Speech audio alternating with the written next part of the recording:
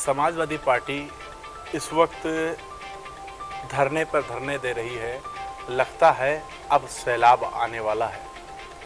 इस मुद्दे पर बात करने के लिए हमारे साथ जो हैं वो युवा हैं, बड़े नेताओं के दिल की धड़कन हैं। अकरम सिद्दीकी जो पूर्व में प्रदेश सचिव रहे हैं, हम उनसे बात करेंगे। सबसे पहले तो आपका स्वागत है हमारे चैनल में। बहुत बहुत धन्यवाद। अकरम सिद्दीकी जी, अब लगातार धरने प्रदर्शन हो रहे हैं। लगता है कांग्रेस पार्टी को देखकर समाजवादी जो है अब काम करना शुरू कर दी। मेरे भाई, शायद आपको अभी मालूम चला है कि समाजवादी पार्टी जो है धरातल पर काम कर रही है, लेकिन समाजवादी पार्टी सरकार जाते ही जिस तरह से धरातल पर काम करना शुरू किया था, और सत्ता में रहते हुए भी और विपक्ष में रहते हुए भी, शायद आप वो दिन भूल गए जब सरकार जाते ही लखनऊ मेट्रो को लेकर धरना प्रदर्शन हुआ था और जिला अध्यक्ष मौजूदा जय सिंह जैन का सर फूटा था। वो भी समाजवादी पार्टी ने धरना प्रदर्शन ही किया था जब एक व्यक्ति की जान जाते जाते बची थी। पुलिस की इस बर्बरता लाठी का सामना समाजवादी पार्टी लगातार करती आई है और करती रहेगी। जनहित के मुद्दे उठाने में समाजवादी पार्टी कभी पीछे नहीं हटेगी। तो अखिलेश यादव आजम खान के लिए क्यों नहीं मैदान में उतर रहे हैं? सिर्फ ब्राह्मणों के लिए उनको चिंता है और आजम खान के लिए नहीं? शायद आप कवरेज करते हुए और लोगों का इंटरव्यू करते हुए आपको समय नहीं मिलता है और आप विधान परिषद की कार्यवाही पर निगाह नहीं डालते हैं, तभी आप ये सवाल मुझसे कर रहे हैं। क्योंकि क्या स्टैंड रहा, आप बताइए। देखिए, समाजवादी पार्टी का प्रतिनिधित्व करते हुए डॉक्टर राजपाल कश्यप ने, क्योंकि वो प्रतिनिधि हैं, समाजवादी पार्टी के एमएलसी हैं, और उन्होंने समाजवादी पार्टी के ही इशारे पर और समाजवादी पार्टी की सोच को रखते हुए विधान परिषद में आजम खान साहब की रिहाई के लिए बुलंदी से आवाज़ उठाई थी। डॉक्टर कफील खान के लिए आवाज़ बुलंदी से उठाई थी। इसलिए मैं आपसे कहना चाह रहा हूं कि विधान परिषद की कार्यवाही को भी आप देखते रहा करें। लेकिन रामपुर की जनता नाराज है समाजवादी पार्टी से, काफ़ी नाराज है। मेरे सामने तो अभी तक की ऐसी कोई बात नहीं आई कि रामपुर की जनता नाराज़ है।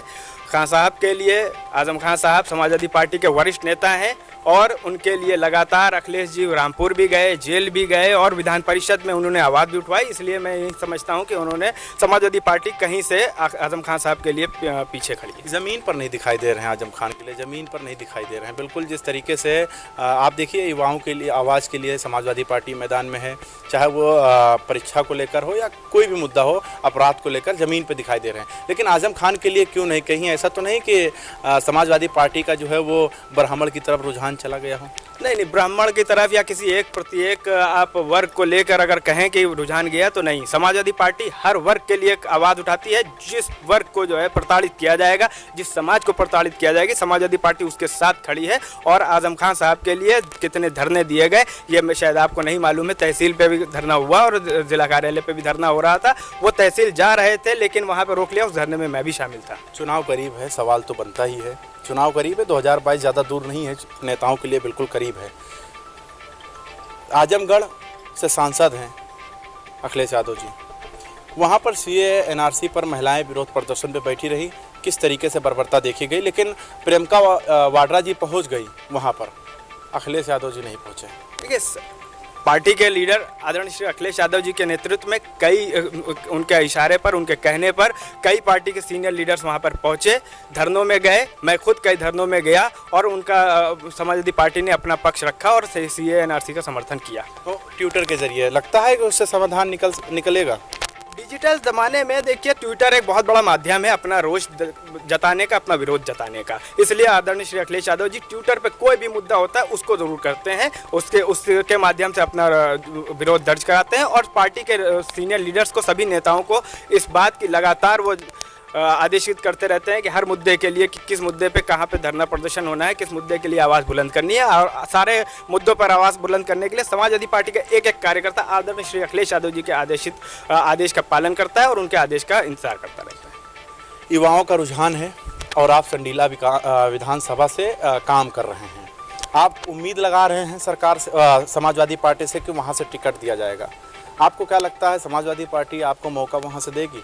देखिए, मैं समाजवादी पार्टी का एक जिम्मेदार पदाधिकारी हूं और आने वाले 2022 के चुनाव में समाजवादियों का संकल्प है कि पुनः प्रदेश में समाजवादी पार्टी की सरकार आए और आदरणीय श्री अखिलेश यादव जी पुनः मुख्यमंत्री बने, जिसको मद्देनज़र मैं संडीला विधानसभा को पार्टी को जीत कर देने के लिए संकल्पित हूँ। और इसीलिए मैं संडीला विधानसभा में पार्टी को मजबूत करने के लिए, संगठन को मजबूत करने के लिए और 2022 का चुनाव जीतने के लिए संघर्ष कर रहा हूँ। बाकी पार्टी जो लोगों से मालूम चल रहा है कि आप पूरी तरीके से उम्मीद लगाए बैठे हुए हैं अखिलेश यादव से।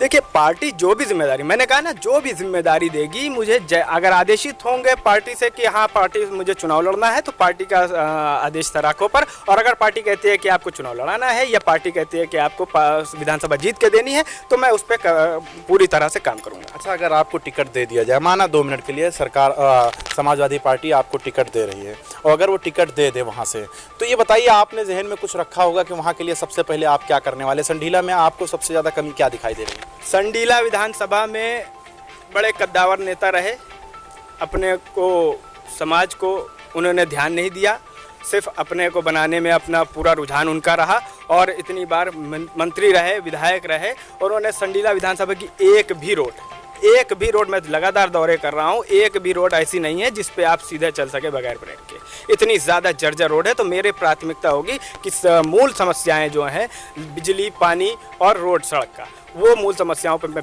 प्रमुख तौर पर ध्यान दूंगा। तो आपको लगता है सरकार ध्यान नहीं दे रही है? योगी सरकार वर्तमान में भी ध्यान नहीं दे रही है। अगर सरकार ध्यान दे रही होती तो इतना समय हो गया सरकार बने हुए, शायद जो संडीला मेन आबादी जाने का रास्ता है, आउटर है उसका, उस पे जो उस रोड को बनाने के लिए निगाह मारती, वो भी नहीं बनाई गई है, जिससे दिन भर हजारों आदमी निकलता है। आप एक युवा हैं, तो युवाओं के लिए भी तो आपने कुछ सोचा होगा वहाँ पर। युवाओं के लिए समाजवादी पार्टी हमेशा खड़ी है, और जैसा कि अभी आपने युवाओं की बात की तो मैं आपको बता दूं कि जब मुझे मौका मिलेगा तो युवाओं के लिए तो मैं दिल और जान से और दिन रात काम करूंगा ही। लेकिन अभी आपने युवाओं की बात की तो मैं आपको बता दूं कि समाजवादी पार्टी ने 90% इन हाई स्कूल इंटर पास किए हुए छात्र छात्राओं को लैपटॉप वितरण किया। और जबकि मैं आपके चैनल के माध्यम से योगी सरकार से मांग करना चाहता हूं कि अपने बयान में, अपने घोषणा में उन्होंने ये कहा कि मैं हर मेधावी छात्र छात्राओं को लैपटॉप दूंगा, वाईफाई फ्री दूंगा, वो सुविधाएं लागू करें, वो सुविधाएं जनता को दे। क्योंकि इस समय विपक्ष में बैठकर मुख्यमंत्री होने का काम आदरणीय श्री अखिलेश यादव जी, जनता के दिल के मुख्यमंत्री अखिलेश यादव जी हैं, वो उन्होंने विपक्ष में बैठकर वो काम किया जो मुख्यमंत्री को बैठ के अपने गद्दी पर करना चाहिए था।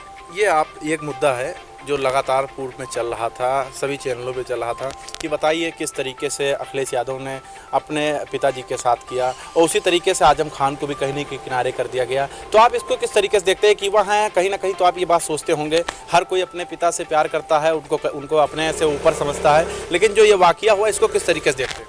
देखिए, हर एक व्यक्ति अपने पिता से प्यार करता है और अपने बड़ों का सम्मान करता है, तो ये सिर्फ विपक्ष का काम है लांछन करना, लेकिन ये सत्य नहीं है, जो आपने कहा वो सत्य नहीं है। बिल्कुल, ये थे हमारे साथ अकरम सिद्दीकी, जो बेबाकी से सभी मुद्दे पर सवाल का जवाब दे रहे थे, और साफ बात इन्होंने कह दिया कि अगर सरकार संडीला विधानसभा से हमें टिकट देती है तो हम वहाँ पर लड़ेंगे भी और जीतेंगे भी, और अगर पार्टी टिकट नहीं देती है तो हम उस पर लग कर काम करेंगे। कैमरामैन अभिजीत के साथ मोहम्मद जैद।